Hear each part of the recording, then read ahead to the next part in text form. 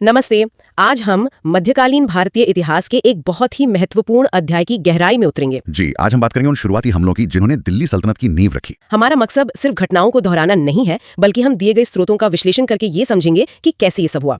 तो चलिए शुरू करते हैं। बिल्कुल। तो हमारी पहली स्लाइड हमें विषय का एक परिचय देती है, प्रारंभिक इस्लामिक आक्रमण, अरब और तुर्क। जी, और इसमें एक नक्शा भी है जो दिखाता है कि ये आक्रमण किस रास्ते से भारत की ओर आए। इससे हमें एक भौगोलिक अंदाजा मिलता है। हाँ, ये समझना जरूरी है। अब अगली स्लाइड पर चलते हैं, जो इन आक्रमणों को 3 अलग-अलग चरणों में बांटती है। जी, ये 3 चरण बहुत महत्वपूर्ण है क्योंकि ये दिखाते हैं कि आक्रमणों का मकसद कैसे समय के साथ बदलता गया। तो पहला चरण था 712 ईस्वी में मोहम्मद बिन कासिम का। ये एक अरब आक्रमण था। हाँ, और इसका उद्देश्य था विस्तार, जैसा कि सिक्के के प्रतीक से दिखाया गया है। वो यहाँ शासन स्थापित करने आया था। फिर आता है दूसरा चरण 1000 से 1027 ईस्वी के बीच महमूद गजनवी का, और उसका मकसद बिल्कुल अलग था। वो था लूट और विध्वंस। उसका उद्देश्य सिर्फ भारत से धन लूटना था, इसीलिए उसे तलवार के प्रतीक से दर्शाया गया है। बिल्कुल। और फिर तीसरा चरण 1175 से 1206 ईस्वी मोहम्मद गोरी।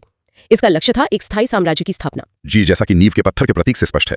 तो ये जो बदलाव है, विस्तार से लूट और फिर लूट से स्थायी साम्राज्य तक, यही पूरी कहानी की बुनियाद है। तो चलिए पहले चरण को थोड़ा और विस्तार से देखते हैं। अरब आक्रमण 712 ईस्वी। आक्रमणकारी था मोहम्मद बिन कासिम, जिसे भारत पर पहला सफल इस्लामिक आक्रमणकारी माना जाता है। और उस समय सिंध पर किसका शासन था? उस समय सिंध पर राजा दाहिर का शासन था, जो एक ब्राह्मण वंश के थे। सिंध के युद्ध में उनकी हार हुई और वो मारे गए। लेकिन एक दिलचस्प एनसीईआरटी तथ्य यहाँ ये है कि अरबों का शासन सिर्फ सिंध तक ही सीमित रहा। वो भारत में और अंदर तक विस्तार नहीं कर पाए, जिसकी एक बड़ी वजह समय के शक्तिशाली राजपूत राजा थे। अच्छा, तो अब कासिम की नीतियों पर आते हैं। उसने प्रशासन कैसे चलाया? उसने कुछ बहुत ही रणनीतिक कदम उठाए।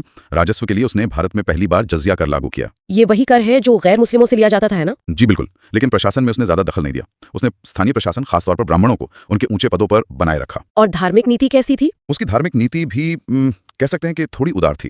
उसने मंदिरों को पूरी तरह नष्ट नहीं किया। तो इन सब से क्या निष्कर्ष निकलता है? निष्कर्ष यह है कि ये एक स्थायी राजनीतिक विस्तार का कोई बहुत बड़ा प्रयास नहीं था, बल्कि शासन स्थापित करने की एक शुरुआती कोशिश थी। ठीक है, तो अब कहानी में लगभग 300 साल आगे बढ़ते हैं और दूसरे चरण पर आते हैं, तुर्क आक्रमण और महमूद गजनवी। जी, महमूद गजनवी, वो गजनी जो आज के अफगानिस्तान में है, वहां का शासक था। और उसे भारत पर आक्रमण करने वाला पहला तुर्क शासक माना जाता है। हाँ, और उसने एक दो नहीं बल्कि भारत पर कुल 17 बार आक्रमण किए। 17 बार? और उसका मकसद? उसका सिर्फ एक ही मकसद था, भारत की संपत्ति को लूटना, साम्राज्य का विस्तार करना बिल्कुल नहीं। और उसके आक्रमणों में सबसे कुख्यात हमला सोमनाथ मंदिर पर हुआ था। जी, 1025 ईस्वी में। ये उसका 16वां आक्रमण था। ये मंदिर गुजरात के काठियावाड़ में है। उस समय गुजरात का शासक कौन था? उस समय वहां सोलंकी वंश के भीम प्रथम का शासन था। इस हमले में मंदिर से बेहिसाब धन लूटा गया और मूर्तियों को तोड़ा गया। तो ये सिर्फ एक लूट नहीं थी? नहीं, ये भारत की सांस्कृतिक और धार्मिक विरासत पर एक बहुत बड़ा आघात था। गजनवी के दूसरे प्रमुख युद्धों में 1001 में जयपाल की हार और 1027 में जाटों के खिलाफ उसका आखिरी अभियान शामिल है। जी, सोमनाथ पर आक्रमण को भारतीय इतिहास में एक बहुत गहरे घाव की तरह देखा जाता है। लेकिन गजनवी के साथ कुछ विद्वान भी तो आए थे। हाँ, ये एक बहुत महत्वपूर्ण पहलू है। उसके समय के 2 प्रमुख विद्वानों का जिक्र आता है। एक थे अल बरूनी, जिन्होंने किताबुल हिंद लिखी। इस किताब में भारत के बारे में काफी कुछ है ना? जी, इसमें उस समय के भारतीय समाज, विज्ञान और गणित का बहुत ही विस्तृत वर्णन है। दूसरे विद्वान थे फिरदौसी, जिन्होंने शाहनामा लिखा, जो फारसी साहित्य का एक महाकाव्य माना जाता है। और यहाँ एक परीक्षा के लिए जरूरी ट्रिक भी दी गई है। सोमनाथ का विध्वंस किसने किया? तो जवाब है महमूद गजनवी। बिल्कुल। चलिए अब तीसरे और सबसे निर्णायक चरण पर आते हैं, मोहम्मद गोरी। जी, तुर्क साम्राज्य का वास्तविक संस्थापक। गजनवी और गोरी में यही सबसे बड़ा फर्क था।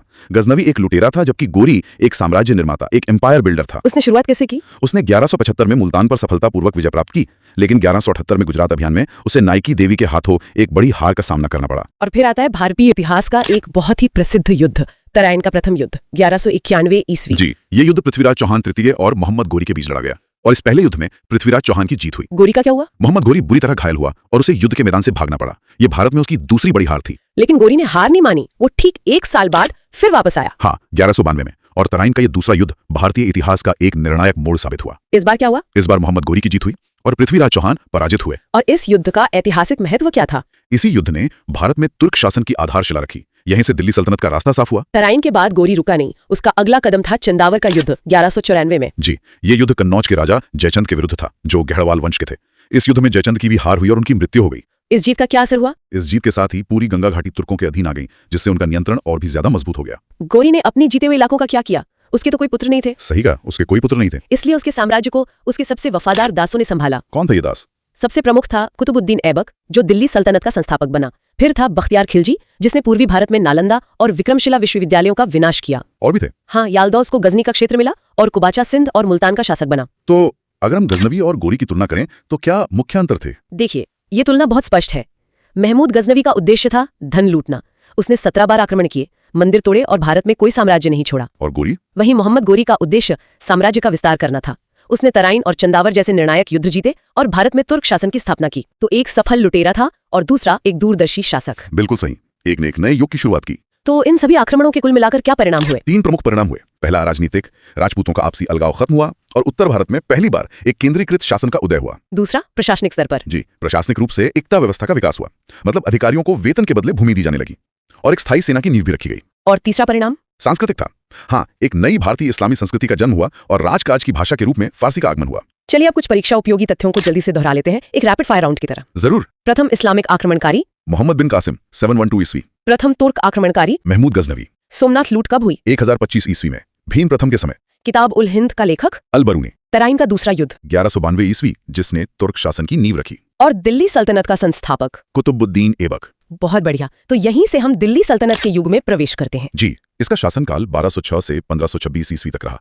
ये केंद्रीयकृत इस्लामी सल्तनत थी। तो इस सल्तनत का मूल स्वरूप कैसा था? देखिए, शासकों ने उत्तर से दक्षिण तक सत्ता का विस्तार करने का प्रयास किया। और उनकी सबसे बड़ी चिंता क्या थी? उनकी सबसे बड़ी प्राथमिकता थी मंगोल आक्रमणों से उत्तर पश्चिमी सीमा की सुरक्षा करना। शासन पद्धति कैसी थी? ये तुर्क अफगान शासकों द्वारा स्थापित एक केंद्रीयकृत इस्लामी शासन था। राजकीय भाषा फारसी थी और प्रशासन की नींव एकता प्रणाली और फारसी संस्कृति पर आधारित थी। तो अब पहले वंश पर आते हैं, गुलाम वंश या मामलुक वंश, और इसके संस्थापक कुतुबुद्दीन ऐबक पर। जी, ऐबक इस वंश का पहला शासक था 1206 से 1210 तक।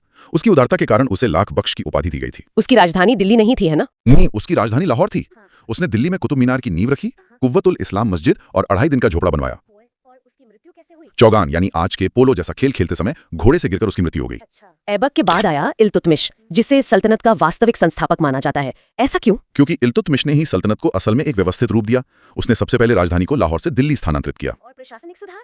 उसने एकता व्यवस्था की व्यवस्थित शुरुआत की। उसने 40 तुर्क अमीरों का एक दल तुर्कान चहलगानी बनाया। ये चहलगानी बहुत शक्तिशाली था, है ना? जी हाँ, बहुत ज्यादा।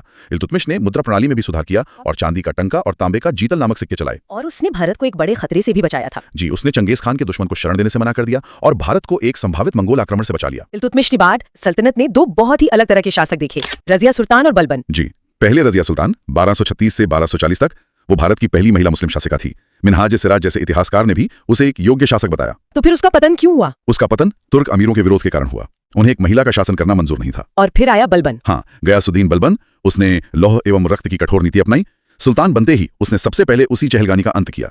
उसने सैन्य विभाग दीवाने अर्ज को मजबूत किया और उसने सुल्तान के पद को बहुत ऊंचा बना दिया था। बिल्कुल। उसने जिले इलाही यानी ईश्वर की छाया की उपाधि ली और दरबार में सिजदा और पैबोस जैसी प्रथाएं शुरू की। तो गुलाम वंश का पतन कैसे हुआ? कमजोर उत्तराधिकारियों और अमीरों के लगातार षड्यंत्रों के कारण। गुलाम वंश के बाद आया खिलजी वंश और यहाँ से साम्राज्य विस्तार का एक नया दौर शुरू हुआ। जी, संस्थापक था जलालुद्दीन खिलजी, लेकिन इस वंश का सबसे शक्तिशाली शासक था अलाउद्दीन खिलजी।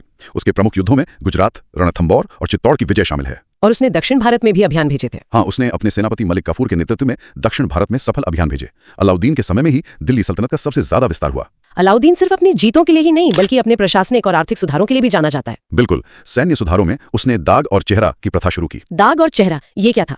दाग मतलब घोड़ों को दागना ताकि कोई अच्छा घोड़ा दिखाकर खराब घोड़ा न दे दे, और चेहरा मतलब सैनिकों का पूरा हुलिया लिखना ताकि कोई अपनी जगह किसी और को न भेज दे। ये तो बहुत आधुनिक सोच थी। जी, और उसने सैनिकों को नगद वेतन देना भी शुरू किया।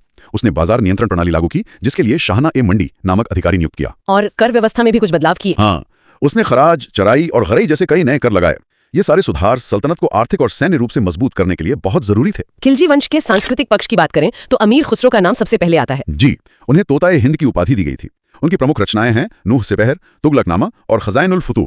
उन्होंने सितार का विकास किया और खड़ी बोली को भी बढ़ावा दिया। खिलजी वंश का पतन क्यों हुआ? अलाउद्दीन के बाद कमजोर शासकों का आना, दरबारी षड्यंत्र और सैन्य असंतोष, इन्हीं सब कारणों से खिलजी वंश का पतन हो गया। खिलजी के बाद आया तुगलक वंश और इसका सबसे चर्चित सुल्तान मोहम्मद बिन तुगलक। हाँ, जिसे बुद्धिमान मूर्ख भी कहा जाता है। वो अपने समय से बहुत आगे सोचता था, लेकिन उसकी योजनाएं हमेशा असफल रहीं। जैसे कि राजधानी बदलना। जी, राजधानी को दिल्ली से दौलताबाद ले जाना, फिर सांकेतिक मुद्रा का प्रचलन जो एक अच्छा विचार था पर बुरी तरह फेल हुआ। दुआब क्षेत्र में कर वृद्धि और खुरासान व कराची अभियान, ये सब उसकी असफल योजनाएं थी। उसके समय में एक प्रसिद्ध विदेशी यात्री भी भारत आया था। हाँ, मोरक्को का यात्री इब्न बतूता। उसने अपनी किताब रिहला में उस समय का बहुत अच्छा वर्णन किया है। तुगलक ने एक कृषि विभाग दीवाने अमीर कोही की भी स्थापना की थी। मोहम्मद बिन तुगलक के बाद आया फिरोज शाह तुगलक। जी, और वो अपने कल्याणकारी कार्यों के लिए जाना जाता है। उसने एक व्यापक नहर प्रणाली का निर्माण कराया। उसने दारुल शिफा मतलब खैराती अस्पताल, दीवाने खैरात यानी दान विभाग और दीवाने बंदगान यानी दासों के लिए विभाग की स्थापना की। लेकिन उसकी कर नीति में एक विवादास्पद बात भी थी। हाँ, उसने ब्राह्मणों पर भी जजिया कर लगाया। और तुगलक वंश के पतन का मुख्य कारण क्या बना? 1398 ईस्वी में तैमूर का आक्रमण। इस एक हमले ने तुगलक वंश की कमर तोड़ दी। तुगलक वंश के बाद सैयद वंश का एक छोटा सा शासनकाल रहा। जी, 1414 से 1451 तक। इसका संस्थापक खिज्र खां था, जो खुद को तैमूर लंग के प्रतिनिधि के रूप में ही देखता था। तो ये एक कमजोर वंश था। हाँ, बहुत। इसमें कमजोर शासक हुए और प्रशासन अस्थिर रहा, जिस वजह से इसका पतन हो गया। और फिर आया सल्तनत का आखिरी वंश, लोदी वंश, जो अफगान मूल का था। जी, इसमें बहलोल लोदी संस्थापक और सिकंदर लोदी प्रमुख शासक थे। सिकंदर लोदी ने 1504 में आगरा शहर की स्थापना की और राजधानी भी बदल दी। हाँ, 1506 में राजधानी दिल्ली से आगरा स्थानांतरित कर दी गई।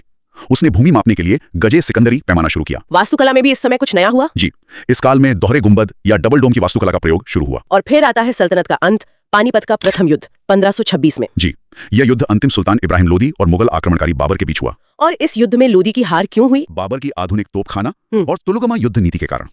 इस युद्ध से दिल्ली सल्तनत का समापन हुआ और भारत में मुगल साम्राज्य की नींव पड़ी। और एक खास बात यह भी है कि इब्राहिम लोदी युद्ध क्षेत्र में मारा जाने वाला दिल्ली सल्तनत का एकमात्र सुल्तान था। बिल्कुल। तो अगर हम सल्तनत के पतन के मुख्य कारणों को देखें तो क्या कहेंगे? कई कारण थे। पहला, अयोग्य और कमजोर उत्तराधिकारी। दूसरा, अमीरों की गुटबाजी और लगातार होते षड्यंत्र। सैन्य कारण भी थे। हाँ, एक मजबूत स्थायी सेना का अभाव और सैन्य असंतोष। और सबसे बढ़कर बाबर का तोपखाना और उसका कुशल सैन्य नेतृत्व। और शासन व्यवस्था में भी कमी थी। जी, उत्तराधिकार का कोई स्पष्ट नियम नहीं था, जो सबसे बड़ी कमजोरी साबित हुई।